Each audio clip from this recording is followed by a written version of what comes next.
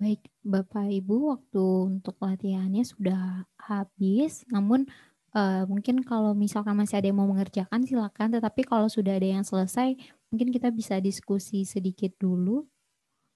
Jika memang ada yang ingin jika ada yang sudah selesai, apakah ada? Kalau belum, mungkin saya ingin coba untuk ngobrol dengan Pak Ambo. Ini sebenarnya saya penasaran dari tadi buka tutup punyanya Pak Ambo, mencoba baca. Mungkin apakah bisa Pak Ambo untuk dibaca?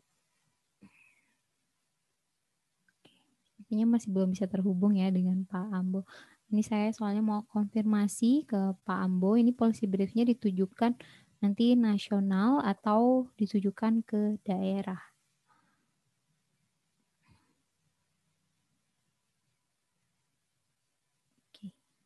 Masih belum mute, oke, tidak apa-apa. Mungkin dari Bapak Ibu apakah sudah ada yang selesai? Ini punyanya Bapak Sani saya sudah baca, sudah mulai menyusunkan semuanya.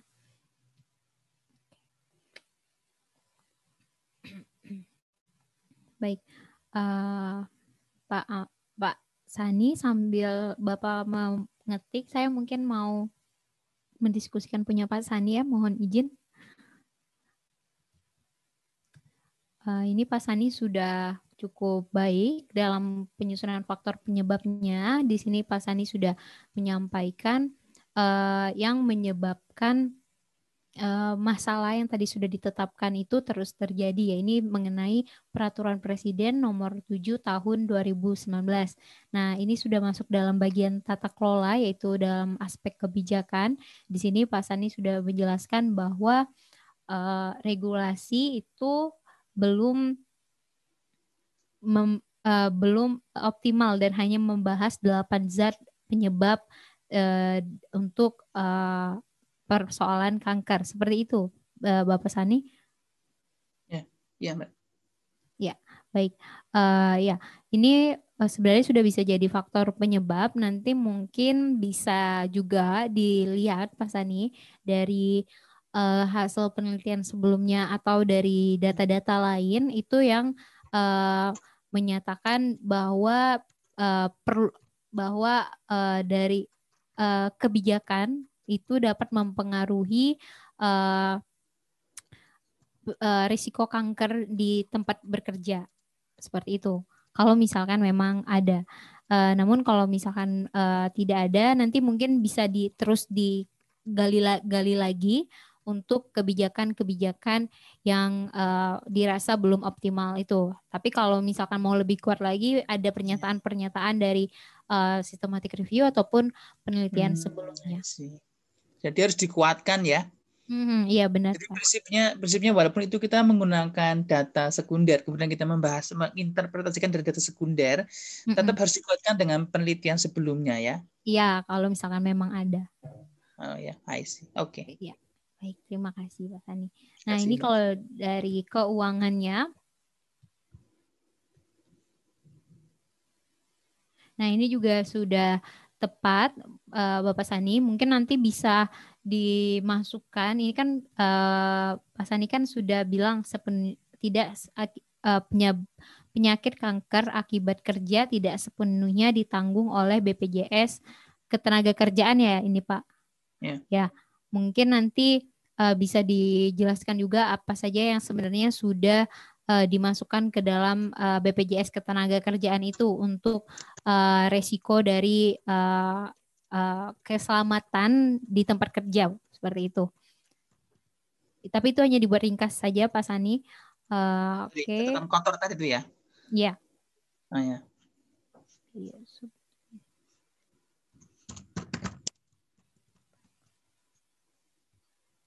Yang ini belum, Mbak, yang delivery. Saya lagi mikir dulu.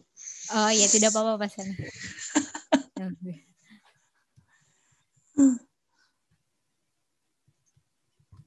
Pak Sani mungkin mohon izin untuk dapat dijelaskan yang kalimat selanjutnya mengenai biaya substitusi dari bahan karsinogenik ini. Jadi kan sebenarnya gini, sebenarnya kalau kita ingin kayak sekarang maksudnya begini loh Mbak, bahan dasar pembuatan sesuatu. Misalkan asbes itu kan sekarang sudah bisa diganti. Kalau asbes itu kan memang potensial kena kanker paru. Di tempat kerja itu sudah banyak. Di banyak negara itu sudah di-ban. 55 negara nge-ban itu gitu. Nah, mereka negara itu punya regulasi untuk men-switch menggunakan asbes itu menjadi bahan tidak menggunakan asbes tapi menggantikan dengan bahan yang non karsinogenik yang lain. Nah, kayak gitu. Terus saya begitu, Pak. Ini bahasanya lebih ini ya, kurang down to earth ya. Oke, iya. Tapi saya dapat nangkap sih, Pak. Oke, baik. Mungkin bukan mungkin sih, tapi kalau bisa ini juga Pak Sani masukkan biaya yang dengan karsinogenik ini berapa dan non karsinogenik ini berapa gitu. Sehingga kan di sini kan Pak Sani bilang ada perbandingan besar dan tidak besar ya. Jadi mungkin kita bisa menampilkan itu. Oke. Untuk di delivery arrangement-nya ini aduh. Ini bukan, Mbak, ini bukan kaosnya sebenarnya. Ini lebih ke arah batang tadi itu mungkin ya. Oke, baik. Tapi juga bisa sebenarnya di delivery arrangement-nya ini Pak Sani masukkan mengenai bagaimana bentuk biasanya kan kalau di perusahaan setahu saya itu kalau untuk mencegah untuk melindungi si pekerja dari bahan-bahan kimia ini kan ada kayak penggunaan masker dan lain-lainnya seperti itu ya Pak ya. Nah, APD Mbak. Ya APD. Nah, itu mungkin bisa dimasukkan Pak mengenai hal itu atau nanti di dalam Pak Sani mengidentifikasi ternyata tidak semua perusahaan menyediakan APD atau masker atau standar maskernya atau standar APD-nya bagaimana. Nah, itu bisa masuk juga di dalam. Di syarat perusahaan itu harus ada dokter perusahaan. Tapi bukan dokter spesialis perusahaan gitu, tapi dokter perusahaan, dokter umum yang dia dilatih itu juga masuk bisa jadi kaos itu. Bisa Pak, bisa. Itu kan berarti kan seharusnya kan untuk resikonya itu untuk si pekerja ini tidak mengalami resiko yang semakin tinggi terhadap terpapar penyakit kanker, seharusnya kan si dokter ini kan dapat menjadi preventif awal untuk si pekerja ini. Ya, makasih Mbak Tri. Ya, sama-sama Pak Sani. Nanti saya akan tetap terus memantau lembar latihan Bapak Ibu dan mohon izin nanti saya akan terus memberikan komentar-komentar. Oke, Pak Ambo masih belum bisa terhubung.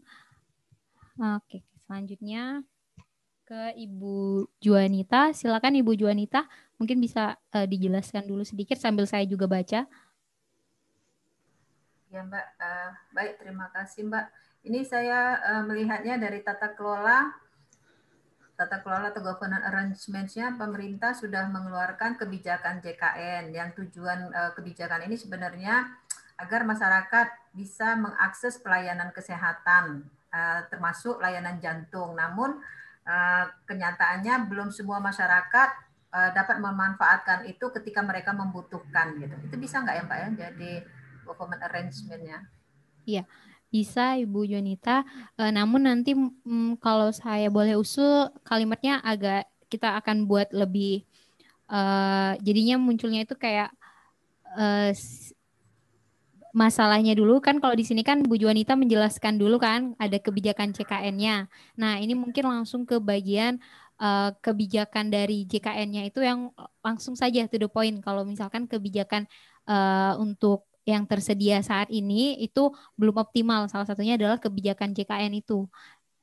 Seperti itu. Ini mengenai penulisan kalimatnya aja sih Bu Juanita. Ya, Mbak, ya. Tapi kebijakan JKN bisa menjadi salah satu faktor penyebab dari tata kelola. Ya, ya Mbak. Ya. Ya. Baik Mbak. Selanjutnya Mbak ya, yang finansial ya Mbak. Ya, silahkan. Ya Mbak, yang financial arrangement-nya, dokter spesialis jantung tidak tertarik ditempatkan di daerah ya, karena kurangnya insentif. Selain itu, sarana dan alat yang tersedia di rumah sakit untuk layanan jantung juga masih terbatas. Itu bisa nggak, Pak? Ya, baik. Terima kasih, Bu Jonita. Saya mau balik lagi ke tata kelola juga ini ya, Bu Jonita. Karena saya sambil mencermati, tapi saya juga ada nangkap yang di keuangan. Selain kebijakan JKN, mungkin sebelumnya Bu Juanita bisa mencari kebijakan-kebijakan yang berkaitan dengan layanan jantung. Nanti setelah itu baru ke kebijakan yang berkaitan dengan JKN. Nanti dihubungkan dengan kebijakan JKN seperti itu. Bu Juanita mungkin dapat menjelaskan dulu, misalnya saya tidak tahu kebijakan apa yang mengatur tentang jantung ini. Kalau ada nanti Bu Juanita coba cek di kebijakan itu, apakah kebijakan itu sebenarnya belum dapat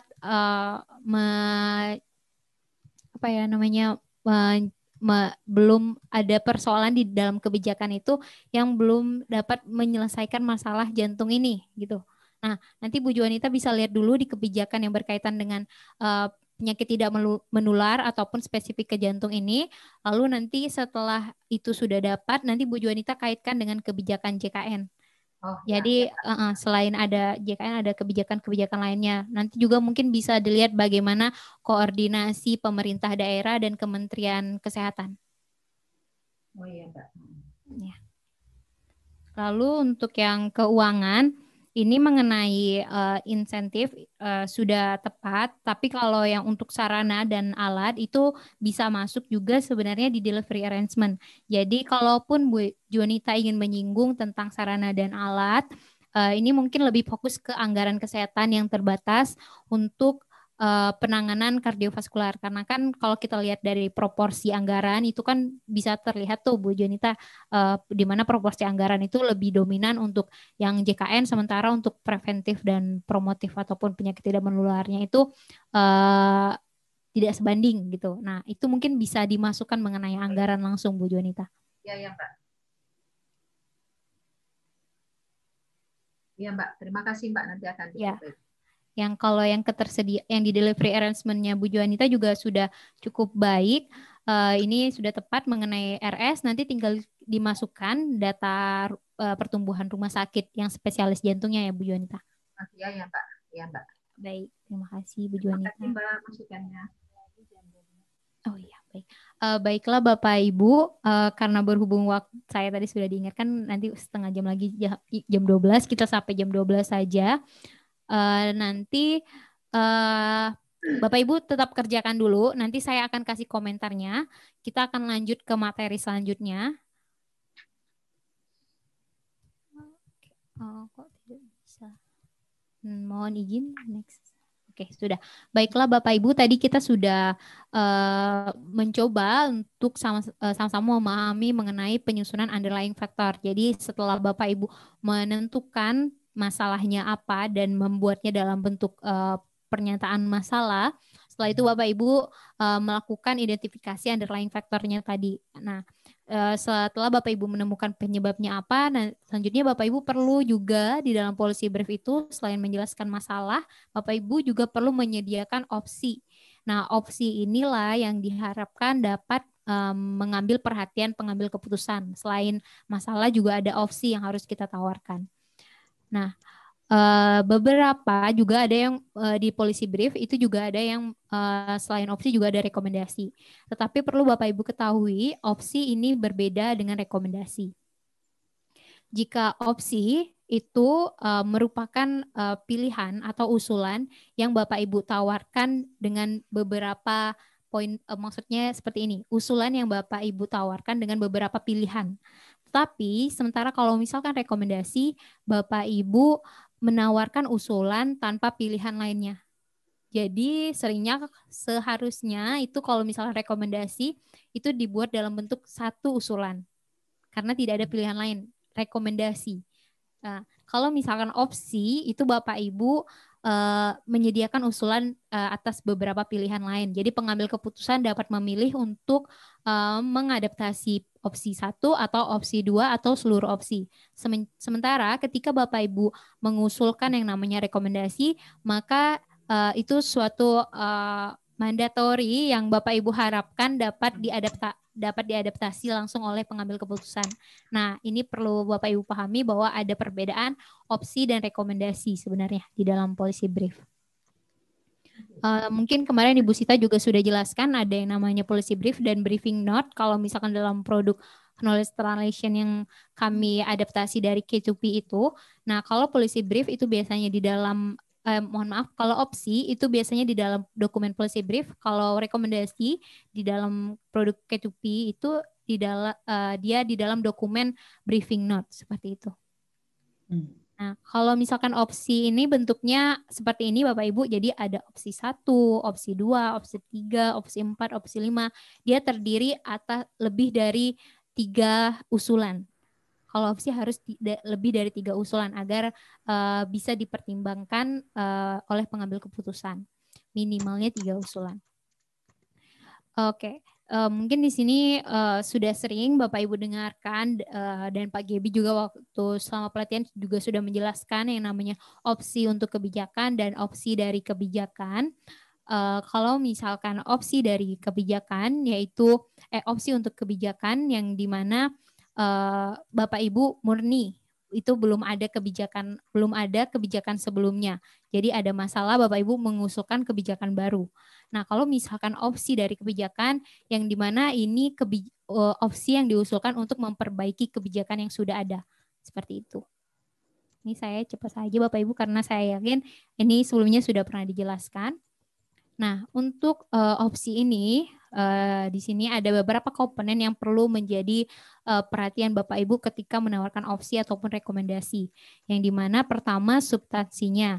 Apakah opsi yang Bapak Ibu tawarkan ini sudah sejalan dengan substansi permasalahan? Oh, ini angkanya ternyata satu-satu semua ya. Oke, baik. Yang kedua yaitu administratif capacity, yang dimana Bapak Ibu perlu mempertimbangkan apakah opsi yang Bapak Ibu tawarkan ini dapat dijalankan oleh si administrator ataupun street birokrasi atau implementer. Kalau misalkan di dalam kesehatan mungkin apakah opsi ini dapat dijalankan oleh nanti tenaga medis atau seperti dokter dan perawat yang ada di lapangan ataupun birokrasi yang di level bawah di dinas kesehatan. Nah, lalu apakah opsi ataupun rekomendasi yang Bapak Ibu tawarkan ini membutuhkan biaya yang besar atau dan manfaat yang baik, atau justru sebenarnya opsi atau rekomendasi Bapak Ibu ini membutuhkan biaya yang rendah, manfaat yang besar, atau justru sebaliknya. Nah, faktor ekonomi dan benefit ini perlu diperhatikan lagi. Jadi ekonomi ini bukan hanya Bapak Ibu mempertimbangkan berapa besaran biaya dari opsi yang Bapak Ibu tawarkan, tetapi Bapak Ibu juga perlu melihat bagaimana manfaat dari opsi yang Bapak Ibu tawarkan ini. Selain itu juga ada social capability, di mana Bapak Ibu juga perlu melihat opsi yang Bapak Ibu tawarkan ini kiranya nanti apakah akan mendapatkan pertentangan dari masyarakat ataupun dari publik, atau justru mendapatkan dukungan atau bertolak belakang dengan nilai-nilai dari masyarakat itu sendiri. Selanjutnya adalah political support. Bapak Ibu juga perlu melihat ketika Bapak Ibu mengusulkan opsi ini, apakah opsi yang Bapak Ibu tawarkan itu memiliki dukungan politik atau justru akan mendapatkan pertentangan politik. Atau dalam hal ini politik adalah bisa juga Bapak Ibu lihat dalam apakah opsi yang Bapak Ibu tawarkan ini sejalan dengan RPJMN, sejalan dengan RPJMD yang ada di pemerintah pusat ataupun di pemerintah daerah. Nah, kalau misalkan sejalan itu sebenarnya lebih enak, tapi kalau misalkan tidak sejalan dengan dokumen-dokumen perencanaan pembangunan daerah ataupun pusat, itu sebenarnya akan lebih sulit untuk opsi Bapak Ibu dapat diadaptasi. Lalu legal framework. Di sini Bapak Ibu juga perlu memperhatikan apakah opsi yang Bapak Ibu tawarkan itu bertentangan dengan kebijakan yang sudah ada, atau justru opsi yang Bapak Ibu tawarkan ini mendukung dari kebijakan yang sudah ada. Seperti itu. Oke, baik. Nah, kalau misalkan dari yang key komponen ini kan kita cukup rumit ya. Ini saya hanya ingin memberikan membagi pengetahuan saja mengenai bagaimana cara merumuskan opsi. Tapi juga ada cara lain yang Bapak Ibu dapat rumuskan ketika menuliskan opsi atau rekomendasi, yang dimana ini dapat menjadi pertimbangan juga bagi pengambil keputusan.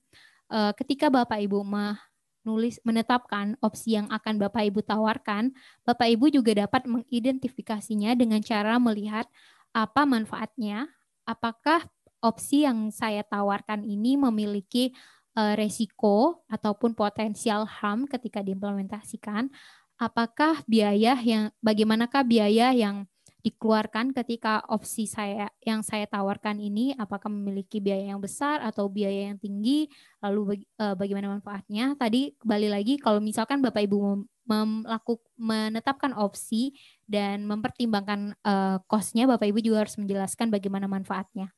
Nah, lalu Bapak Ibu juga perlu merumuskan uncertainty, gimana apakah opsi yang Bapak Ibu tawarkan itu sebenarnya di dalam beberapa systematic review atau penelitian sebelumnya itu menyatakan bahwa masih ada ketidakpastian efektivitas dari opsi yang Bapak Ibu tawarkan.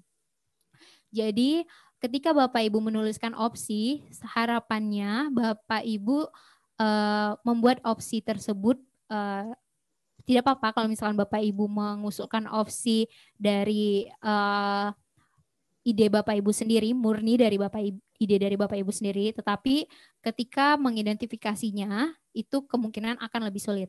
Namun jika Bapak Ibu menulis opsi dengan cara Bapak Ibu melakukan membaca lebih banyak dari penelitian sebelumnya atau systematic review sebelumnya mengenai permasalahan yang Bapak Ibu tetapkan itu, Bapak Ibu akan lebih mudah dalam mengidentifikasi apa manfaat dari policy brief, dari opsi yang Bapak Ibu tawarkan. Jadi ketika Bapak Ibu udah menemukan penyebab dan masalahnya, Bapak Ibu coba cari dulu di literatur mengenai masalah itu, lalu di bagian situ pasti ada yang menjelaskan tentang apa opsi dan apa langkah-langkah yang dilakukan untuk menangani permasalahan tersebut. Nanti biasanya kalau di dalam systematic review mereka juga menjelaskan benefit sama kekurangannya itu apa. Nah, di sini Bapak Ibu dapat bisa masukkan mengidentifikasi. Saya rasa di dalam policy brief itu sebaiknya kita sudah mulai dapat memberikan penjelasan mengenai benefit, potensial harm, cost, dan uncertainty ini di dalam policy brief karena ini akan menjadi pertimbangan pengambil keputusan. Jadi selain Bapak Ibu mengusulkan mengambil keputusan perlu mengadaptasi kebijakan A, Bapak Ibu juga dapat menjelaskan mengapa sih pengambil keputusan itu perlu mengadaptasi kebijakan ini. Ternyata kebijakan yang Bapak Ibu tawarkan itu memiliki manfaat yang efektif untuk permasalahan yang telah Bapak Ibu usulkan. Namun di dalam mengusulkan opsi ini, Bapak Ibu juga perlu transparansi mengenai resiko-resiko yang terjadi, cost yang dikeluarkan, dan ketidakjelasannya. Di dalam policy brief ini saya tekankan lagi, kita perlu transparansi mulai dari penyataan masalahnya nanti hingga opsi yang ditawarkan. Walaupun memang kita berharapnya opsi ini kok saya harus menampilkan resiko, kan saya maunya opsi ini nanti diadaptasi oleh pengambil keputusan. Tidak masalah Bapak Ibu, walaupun Bapak Ibu nanti menyampaikan potensial harmnya atau resikonya, di sisi lain nanti Bapak Ibu juga akan menyampaikan bagaimana mengcounter strategi, bagaimana caranya menangani potensial harm ini, seperti itu. Nah, contohnya seperti ini. Di dalam policy brief kami tadi masih sama yang SSB itu, kami ada opsi mengenai memastikan ketersediaan minuman yang lebih sehat di sekolah, rumah sakit, supermarket, dan restoran. Di sini kami mencari dari beberapa hasil penelitian sebelumnya dan systematic review yang dapat menggambarkan tentang benefit dari opsi kami. Di sini kami menemukan ada satu penelitian sebelumnya yang telah menyatakan bahwa opsi yang kami susun ini memiliki berpengaruh positif terhadap berat badan siswa di sekolah ketika menggantikannya dari minuman yang tidak sehat menjadi ketika mengganti minuman berkarbonasi dengan minuman sehat atau tidak berkarbonasi. lalu potensial harm. Nah, di sini Bapak Ibu juga dapat menuliskan bahwa tidak ada bahaya dari implementasi kebijakan dari tidak ada bahaya ketika pengambil keputusan mengadaptasi opsi Bapak Ibu itu. Jika memang tidak ada ya, karena di dalam beberapa hasil penelitian sebelumnya dan systematic review tidak ada menemukan ataupun tidak ada menyatakan yang bahwa opsi kami ini memiliki dampak negatif, maka kami menemukan bahwa tidak ada potensi bahaya dari opsi ini. Tapi jika memang ada, nanti Bapak Ibu perlu menuliskannya. Lalu mengenai cost, di sini kami juga menyatakan bahwa satu tinjauan sistematis menyatakan bahwa menyediakan minuman sehat tidak memerlukan biaya yang besar dan intervensi juga dapat hanya melalui keputusan menteri. Nah, sebagaimana Bapak Ibu ketahui, kalau penyusunan keputusan di pemerintahan itu kan beda-beda ya anggarannya. Kalau keputusan kalau undang-undang berarti anggarannya ya perlu lebih besar. Kalau misalkan keputusan menteri itu anggarannya akan lebih kecil. Nah, Bapak Ibu dapat mengidentifikasi seperti itu, tetapi balik lagi perlu ada systematic review ataupun perlu ada evidence yang menyatakan tentang statement Bapak Ibu dalam mengidentifikasi opsi ini. Lalu uncertainty. Nah, di sini di dalam opsi ini kami transparan bahwa ada tinjauan sistematis review yang menyatakan bahwa makanan dan minuman sehat tersedia dengan baik keberlanjutan di berbagai tempat untuk menyediakan itu masih kurang efektif untuk menjadi daya tarik konsumen. Jadi walaupun sudah ada peraturan untuk mengatur posisi letak minuman sehat di supermarket itu harus bisa lebih mudah dijangkau oleh konsumen, namun beberapa systematic review menyatakan itu tidak cukup efektif untuk menjadi daya tarik. Nah, ini perlu Bapak Ibu sampaikan jika memang masih ada ketidakjelasan mengenai opsi itu dalam suatu studi-studi. Nah, ini juga ada yang kedua. Kalau yang kedua ini dia menyampaikan potensial harm-nya, yaitu mengenai opsi menerapkan kebijakan fiskal untuk mendorong perubahan perilaku dalam mengkonsumsi produk yang lebih sehat. Yang dimana ini adanya pajak dalam produk SSB. Di sini kami menyebutkan bahwa kami di sini menemukan bahwa satu tinjauan sistematis menyatakan praktik ini dapat menimbulkan bagi kebijakan dan hasil kesehatan masyarakat atau kemungkinan hanya dianggap sebagai risiko yang dimana akan ada gejolak pasar ataupun gejolak industri. Nah, itu akan menjadi potensial harm untuk opsi yang kami tawarkan. Selain itu juga kami juga tetap transparansi menyatakan bahwa masih adanya ketidakpastian dalam opsi tersebut. Oke. Mungkin ini implementasi consideration saya cepat saja ya Bapak Ibu. Tadi kan seperti yang saya sampaikan bahwa ini untuk yang implementation consideration ini Bapak Ibu dapat tuliskan di lembar kotor, di dokumen kotor policy briefnya, tetapi di dokumen bersih policy brief Bapak Ibu ini nanti mungkin mohon dapat dibuatkan dalam satu kalimat saja. Jadi ketika Bapak Ibu nanti menyampaikan bahwa ada potensial harm dalam opsi Bapak Ibu juga langsung menyampaikan untuk menangani potensial harm ini diperlukan apa. Nah, itu Bapak Ibu langsung sampaikan di dalam bagian itu. Lalu mengenai uncertainty juga jika Bapak Ibu menemukan ada ketidakjelasan dari opsi Bapak Ibu tetap langsung saja membuat pernyataan di dalam bagian itu yang bagaimana cara untuk melakukan counter strateginya. Nah, di implementation consideration ini atau pertimbangan implementasi ini, Bapak Ibu perlu melihat beberapa barir ataupun tantangan yang biasanya tantangannya itu datang dari masyarakat, dari tenaga kesehatan, dari organisasi ataupun dari sistem. Nah, kalau dari masyarakat dalam hal ini bisa dari pasiennya, yaitu mengenai tentang keterbatasannya informasi ataupun dari perilaku mereka ataupun dari kemampuan dari personal support dan komunikasi serta sistem partisipasi mereka. Lalu di sini juga ada health worker. Nah, ini kalau tantangan dari pelaksanaan opsi itu juga bisa datang dari tenaga kesehatan itu sendiri, yang dimana mereka misalnya ada kesalahan dalam pendidikan, materi dari pendidikan, ataupun ada audit atau pengawasan dari untuk tenaga kesehatan ini yang masih terbatas. Nah, ini perlu Bapak Ibu ketahui dalam pertimbangan implementasi itu.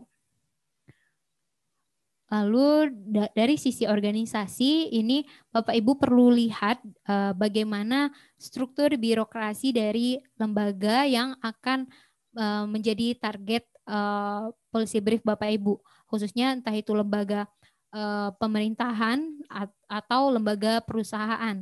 Yang seperti Pak Sani itu kan pasti perlu ada lembaga perusahaan.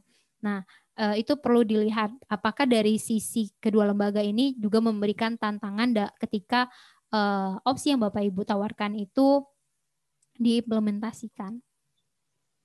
Lalu mengenai sistem. Nah, di sini juga di sistem ini berkaitan dengan sistem arrangement yang tadi, yaitu mengenai governance, finansial, dan delivery. Apakah ini juga mungkin dari sisi kebijakan, apakah ada barir yang seperti saya sampaikan tadi, ya di mana mungkin ada pertentangan di dalam kebijakannya. Nah, ini bisa masuk di dalam bagian sistem. Nah, mungkin ini saya akan memberikan contohnya. Jadi ketika kami menyusunkan opsi, kami juga menjelaskan kepada pengambil keputusan ada pertimbangan yang perlu diperhatikan ketika opsi yang kami tawarkan itu akan diimplementasikan, yang dimana akan ada tantangan dari segi individual, yaitu adalah studentnya sendiri, lalu juga ada tantangan dari orang tua, dan ada tantangan juga dari sekolah. Kami menjelaskan tantangannya apa, dan penjelasan dari tantangan itu kami dapatkan dari hasil systematic review maupun dari hasil diskusi dengan pengambil keputusan. Hasil diskusi yang saya maksud ini adalah hasil diskusi dalam bentuk wawancara mendalam. Yang tadi saya sampaikan, Bapak Ibu dapat mengambil data dalam bentuk wawancara. Nah, itu barir-barir yang kami temukan. Lalu kami mengajukan beberapa counter strategi ketika opsi ini ditawarkan. Counter strategi juga sama, Bapak Ibu saya tidak menyarankan untuk membuat counter strategi itu berdasarkan murni ide Bapak Ibu tanpa adanya dasar ataupun dasar dari pengalaman ataupun pengalaman negara lain atau dari hasil systematic review. Saya tidak menyarankan. Kalaupun memang tidak ditemukan dari systematic review ataupun penelitian sebelumnya, Bapak Ibu dapat melakukan wawancara mendalam. Jadi counter strateginya adalah hasil dari Bapak Ibu, hasil konsultasi Bapak Ibu dengan pemangku kepentingan. Itu di dalam wawancara akan bisa kok Bapak Ibu dapat tanggapan mengenai cara menangani tantangan-tantangan ketika opsi itu ditawarkan. Nanti kami juga akan memberikan trik gimana cara melakukan wawancara itu. Nah, selain itu juga tadi masih sama, di sini juga selain kami juga melihat dari sisi level komunitas, industri, dan pemerintahnya, kami lihat semuanya bagaimana tantangan itu hadir dari level-level ini.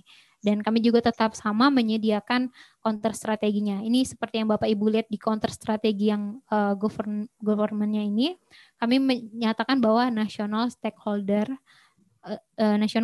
side, itu di mana hasil dari wawancara kami yang menyatakan bahwa pemangku kepentingan merasa perlu adanya implementasi kebijakan fiskal dalam penanganan konsumsi SSB ini.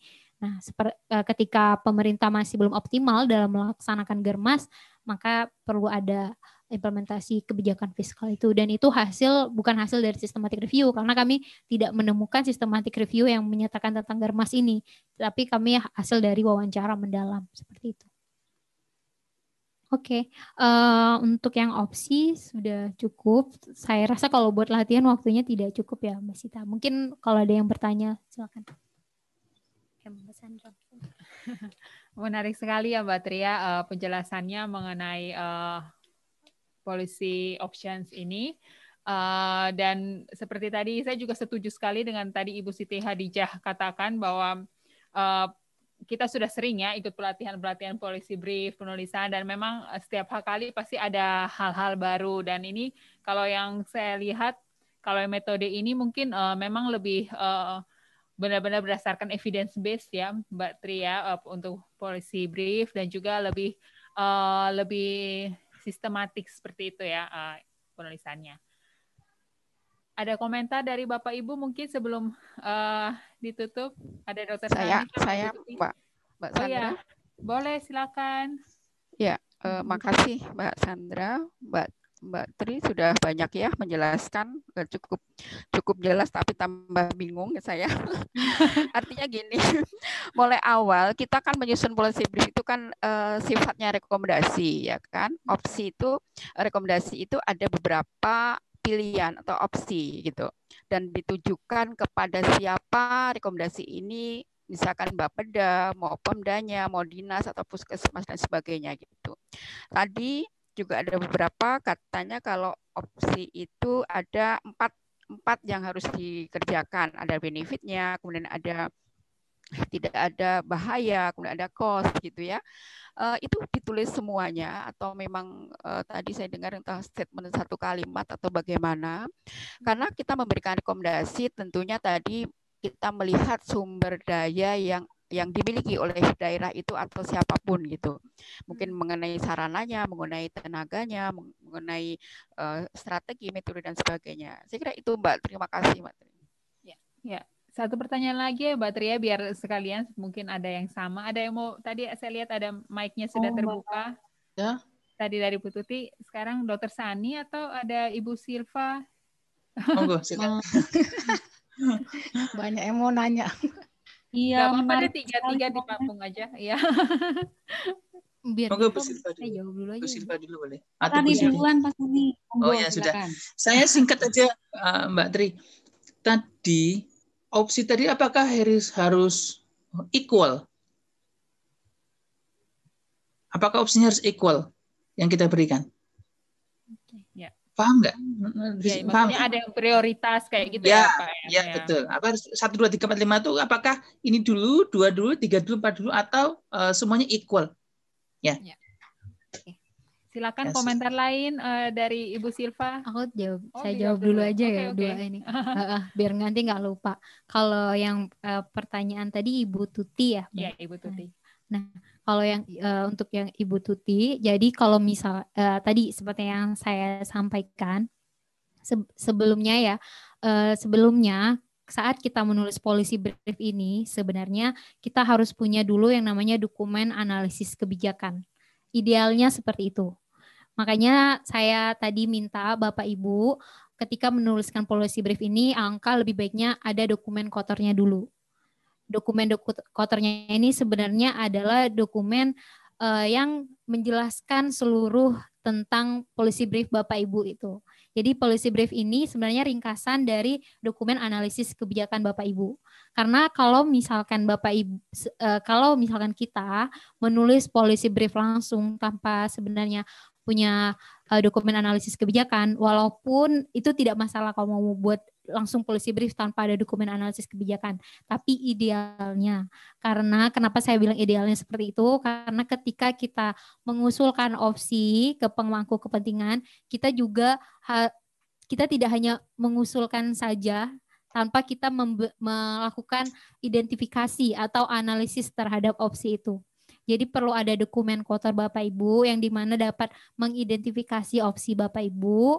Nanti setelah itu ada dokumen bersih Bapak Ibu yang dimana untuk penjelasan dari identifikasi opsi ini cukup dijelaskan secara singkat saja. Dalam misalkan ketika Bapak Ibu mengusulkan opsi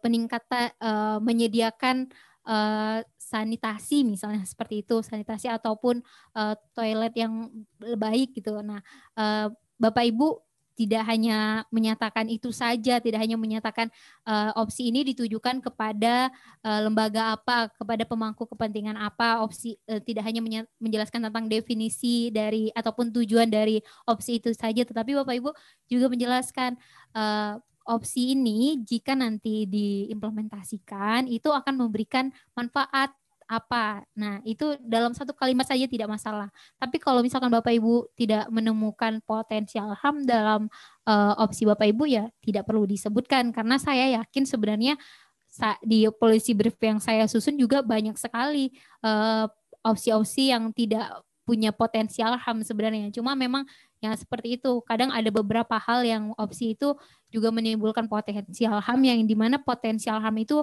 sebenarnya tidak tertuju kepada target dari opsi kita ini, tetapi potensial HAM itu akan datang di target yang lain ya. Ini misalkan kayak yang SSB ini, ketika adanya pajak kan, maka ada potensial HAM untuk si industri seperti itu kan. Nah, si industri itu kan dalam artian kayak ada potensial HAM bagaimana nanti pekerjanya gimana kalau misalkan sampai industri minuman berpanis ini tutup kayak gitu. Pasti kan ada pengurangan karyawan ataupun PHK. Nah, itu kan potensial HAM. Walaupun tetapi itu balik lagi perlu kita lihat dari hasil evidence. Kalau misalkan evidence-nya menyatakan tidak ada, ya sudah Bapak Ibu tidak perlu menuliskan ada potensial HAM. Tetapi untuk benefit itu menurut saya kita perlu menuliskan benefitnya, sama cost-nya itu kita perlu menyampaikan. Dalam satu kalimat saja tidak masalah.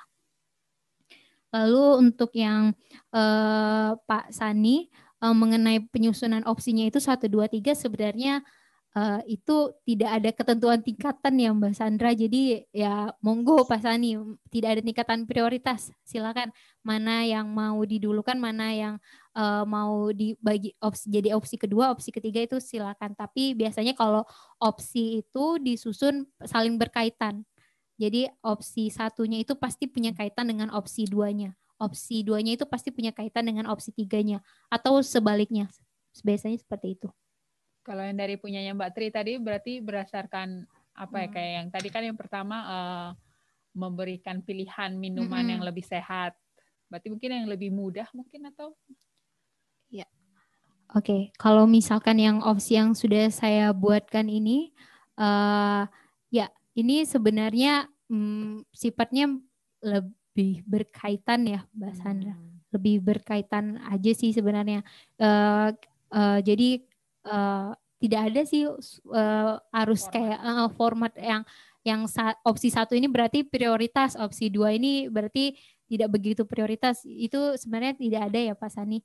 Jadi nanti karena pengambil keputusan sendiri yang akan menentukan sebenarnya mereka akan memilih yang mana. Seperti itu.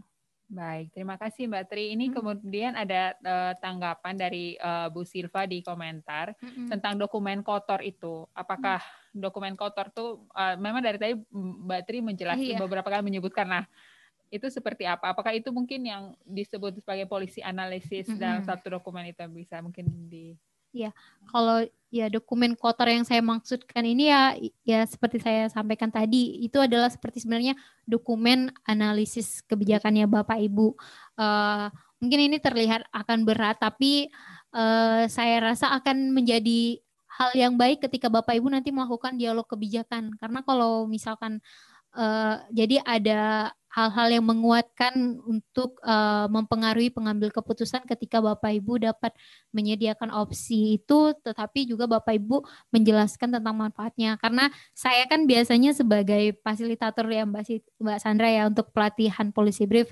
Nah itu memang banyak sekali policy brief itu yang kelewatan, maksudnya belum sampai menjelaskan tentang apa sih manfaat dari opsi yang ditawarkan ini. Nah, itu memang banyak belum muncul. Sementara biasanya tuh di bagian penjelasan masalahnya sudah bagus, tetapi pas di bagian rekomendasi dan bagian opsinya kayak pemerintah harus mengusulkan, pemerintah mendapatkan usulan opsi A, opsi B, ya udah cuma gitu aja, cuma lepas di situ, tapi tidak ada penjelasan apa manfaatnya dan sudah ada penelitian lain atau belum tentang itu. Ya.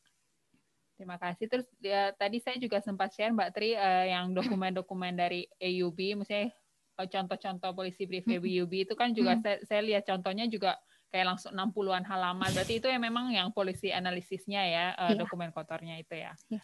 Ya.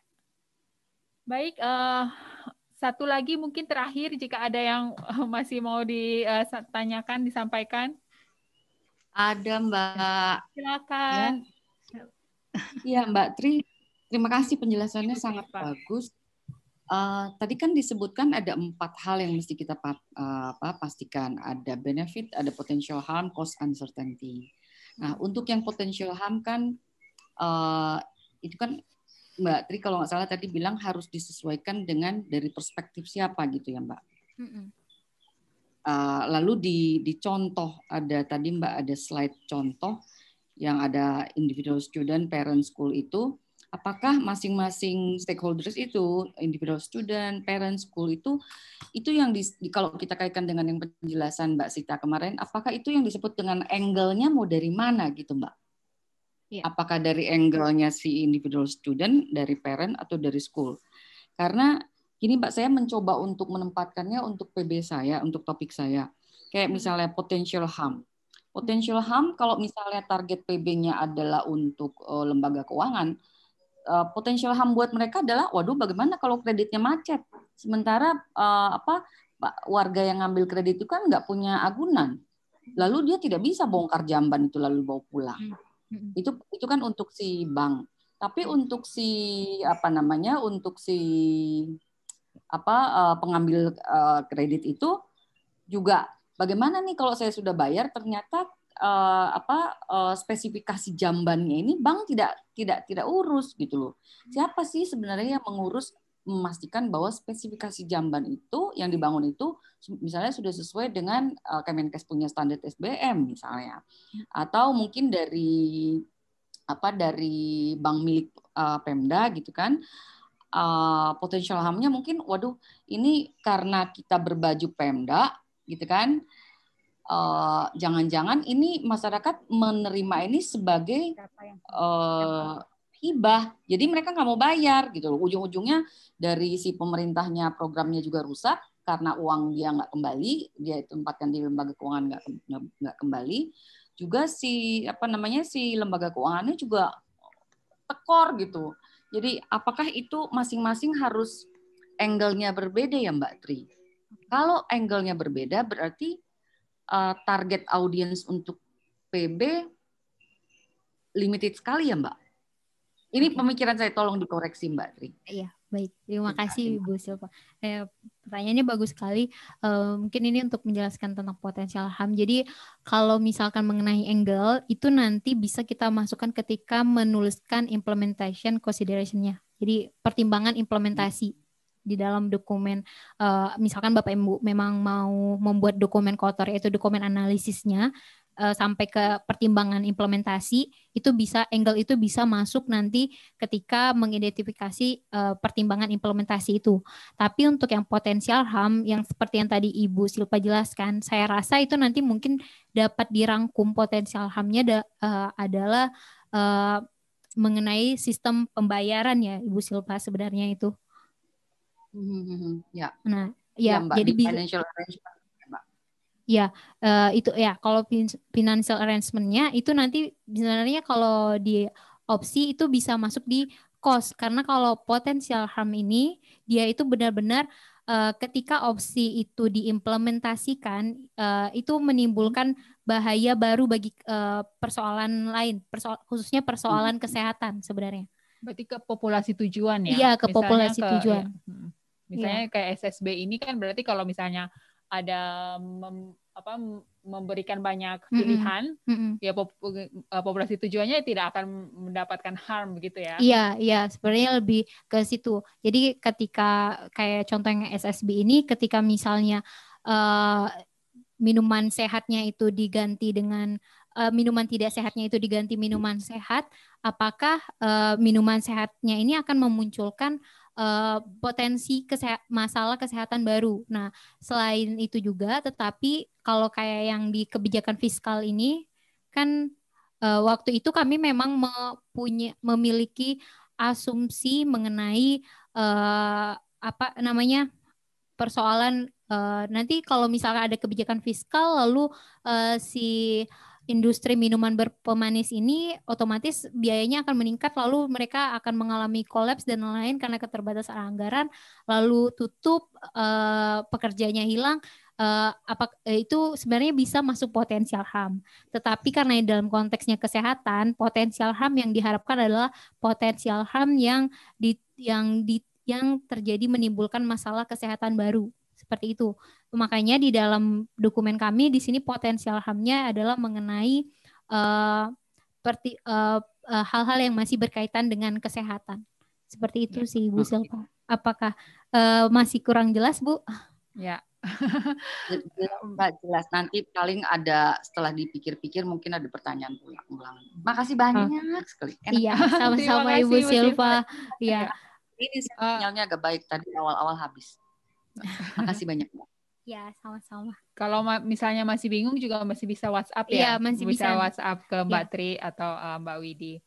Baik, terima kasih banyak Bapak Ibu sekalian untuk diskusinya, untuk exchange ide hari ini, dan seperti hari kemarin kita akhirnya kelewatan lagi 5-10 menit, tapi saya rasa ini hal yang penting juga ya untuk kita benar-benar bisa memahami mengenai policy option dan juga tadi yang pertama tentang underlying factors. Baik, terima kasih Bapak Ibu. Untuk pelatihan besok kita akan mulai jam 1 sampai jam 3 sore. Dan besok kita juga akan mendiskusikan, melihat outline dari policy brief yang sudah Bapak Ibu susun. Tadi saya dapat pesan dari Mbak Widi untuk minta tolong supaya besok pagi sebelum jam 8 Bapak Ibu jika bisa sudah mengirimkan latihan tadi, outline dari policy brief, supaya bisa dilihat oleh Mbak Sita atau yang expert-expertnya ya. Oh beda ya berarti. Review topik. Ya, review per topiknya dari para expert. Jadi besok pagi sebelum jam 8 ya Bapak Ibu jika sempat mengirimkan latihan tadi supaya bisa di-review oleh expert. Baik, sekali lagi terima kasih banyak Mbak Tri untuk 2 jam mengisi materi. Terima kasih juga untuk tim di belakang layar, ada Mbak Wiwit, ada Mas Yulis, ada Mbak Widi yang sudah menemani kita hari ini. Terima kasih Bapak Ibu sekalian sudah mengikuti diskusi dari awal sampai akhir dengan sangat antusias. Ini diskusinya walaupun kita terbatas dengan menggunakan Zoom, tapi interaktif sekali. Kami senang sekali untuk antusiasmenya Bapak Ibu. Terima kasih. Ya, kita masih ada ketemu lagi besok hari untuk pelatihan hari terakhir, dan semoga besok kita akan semakin paham lagi, semakin pede lagi untuk menulis policy brief yang memang bisa mengenai tujuan kita begitu. Terima kasih. Saya minta maaf jika misalnya ada 1-2 kata yang salah. Saya minta maaf juga kalau belum mengakomodir semua pertanyaan yang masuk karena keterbatasan waktu. Tetap sehat untuk kita semua. Selamat siang, salam sehat. Terima kasih. Terima kasih Mbak Sandra, Bapak Ibu sekalian. Nanti dapat WA, nanti saya juga akan terus cek lembar latihan Bapak Ibu. Mohon izin nanti saya akan memberikan komentar. Kalau ada kurang jelas silakan nanti bisa bertanya. Terima kasih, Mbak. Sehat selalu. Iya, sama-sama Mbak. Izin. Terima kasih. Ya.